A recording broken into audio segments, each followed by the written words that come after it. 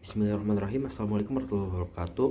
Kami dari kelompok B3 ingin mempresentasikan hasil tugas kami pada blok Health Management, yang mana tugas kami bertema peran teknologi dalam kesehatan dan pendidikan medis. Secara definisi, teknologi dalam healthcare dan medical education mencakup penggunaan perangkat digital, aplikasi kecerdasan buatan atau AI, big data, simulasi, dan perangkat wearable untuk meningkatkan pelayanan kesehatan dan pembelajaran. Terdapat tujuan utama. Yang pertama adalah meningkatkan efisiensi dan akurasi pelayanan kesehatan, dan yang kedua adalah memberikan pengalaman belajar yang lebih interaktif dan berbasis praktik untuk tenaga medis. Baik, selanjutnya ada teknologi dalam pelayanan kesehatan. Yang pertama ada Electronic Health Records, yang dimana ini merupakan digitalisasi catatan medis pasien untuk memudahkan akses, kolaborasi, serta analisis data. Selanjutnya ada telemedicine, ini merupakan layanan kesehatan jarak jauh melalui video call, chat, atau aplikasi diperuntukkan untuk konsultasi dengan dokter sehingga dapat mengakses kesehatan di daerah terpencil dan menghemat waktu dan biaya pasien.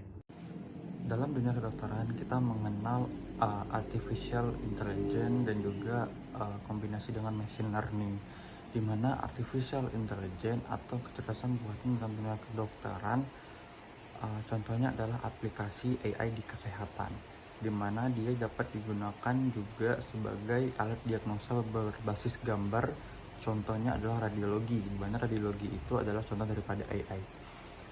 Dan AI pada dunia kedokteran juga dapat digunakan sebagai alat prediksi penyakit dengan menggunakan data-data historis dari pasien, dan juga untuk peningkatan daripada akurasi diagnosa serta melakukan efisiensi daripada manajemen rumah sakit. Baik, selanjutnya adalah teknologi dalam medical education atau pendidikan medis. Yang pertama ada simulasi dan virtual reality atau VR, yaitu penggunaan simulasi 3D atau VR untuk latihan prosedur medis. Contohnya adalah simulasi bedah, pembelajaran tentang anatomi melalui VR dengan manfaat pengalaman belajar yang aman sebelum menghadapi pasien secara nyata dan mengoptimalkan resiko keselamatan saat pelatihan.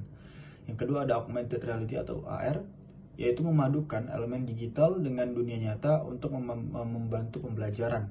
Contohnya adalah Microsoft HoloLens untuk mempelajari organ tubuh secara interaktif dengan manfaat yaitu memvisualisasikan organ dan prosedur secara.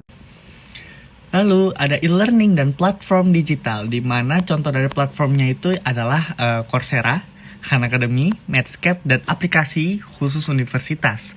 Di mana manfaat dari aplikasi-aplikasi ini yaitu pembelajaran fleksibel dengan akses kapan saja dan di mana saja. Nah, lalu ada juga manfaat yang lainnya yaitu sumber daya global tanpa batas geografis.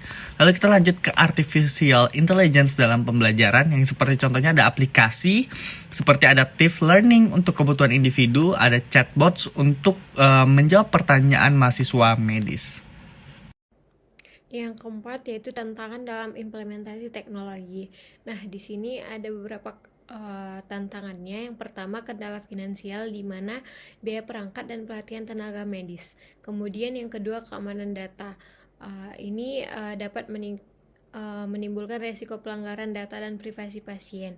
Kemudian yang ketiga resistensi terhadap perubahan, sehingga tidak semua tenaga medis siap mengadopsi teknologi baru. Nah, yang keempat tantangannya yaitu kebutuhan infrastruktur. Ini di mana akses internet dan perangkat yang memadai di daerah terpencil. Baik, di sini saya akan melanjutkan presentasi dari teman saya, yang itu pada poin kelima, ya, masa depan teknologi dalam healthcare dan pendidikan medis. Yang pertama itu adalah AI yang lebih cerdas, yaitu meningkatkan kemampuan prediksi dan personalisasi pengobatan. Lalu ada juga wearable device dan IoT, itu adalah pemantauan kesehatan real time secara lebih luas. Lalu juga ada pembelajaran berbasis metaverse, yaitu pengalaman kolaboratif untuk mahasiswa medis. Lalu ada blockchain dalam healthcare, itu meningkatkan keamanan dan efisiensi pengelolaan data pasien. Baik, untuk selanjutnya akan dilanjutkan oleh teman saya. Baik, selanjutnya terkait dengan kesimpulan. Jadi yang pertama, teknologi memiliki peran yang krusial dalam transformasi layanan kesehatan dan pendidikan medis. Yang kedua, kolaborasi antara tenaga medis, pendidik, dan pengembang teknologi sangat penting untuk memaksimalkan manfaatnya.